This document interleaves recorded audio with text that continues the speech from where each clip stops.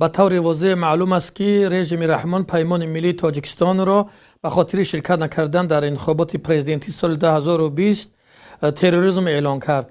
پس در انتخابات پیمان چگونه فعالیت و جایگاه خواهد داشت؟ شاید یکی از عامل‌ها همین باشد که پیمان ملی تاجیکستان نتواند به این یا آن شکل در انتخابات ها شرکت کند. البته در شرایطی که ما قرار داریم در اروپا خیلی دشوار است، تقریبا احتمال شرکت ما به 0 برابر است، اما پیمان ملی تاجیکستان میتوانست و میتواند هنوز هم با این یا آن شکل به انتخابات تاثیر برساند، از یکی از نامزدهای مستقل یا شبه مستقل پشتیبانی کند اگر چنین نامزد به میان بیاد. یک کسی پیشتر هم سوال داد درباره آنکه آیا ما پیمان ملی از نامزدی برای مثال رسول قاهرزاده یا نفر دیگر پشتیبانی میکند یا نه.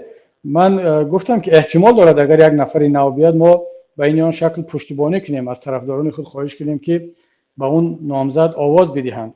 اما حکومت تا این حد از حتی کمترین اپوزیسیون هم ترس دارد که حالا برابری آن که ما درباره انتخابات صحبت کردن رو شروع کردیم، الکی با سراسیمه‌وار آمدند و این قرار را قبول کردند و فکر کردند که شاید این کار میتواند پیش راهی شرکت ما را به این آن شکل یا تاثیررسانی ما را در انتخابات ها بگیرد که البته این غلط است. پیمان ملی تاجیکستان در آینده نزدیک موقع نهایی خود را خواهد گرفت. ما الکی این گفت و شنیده ها و رایزنی های داخلی را، مشورت های داخلی را آغاز کردیم در سطح شورای رهبری و چندین وریانت های شرکت در انتخابات یا تاثیر رسانی به انتخابات را مطرح کرده ایستادیم.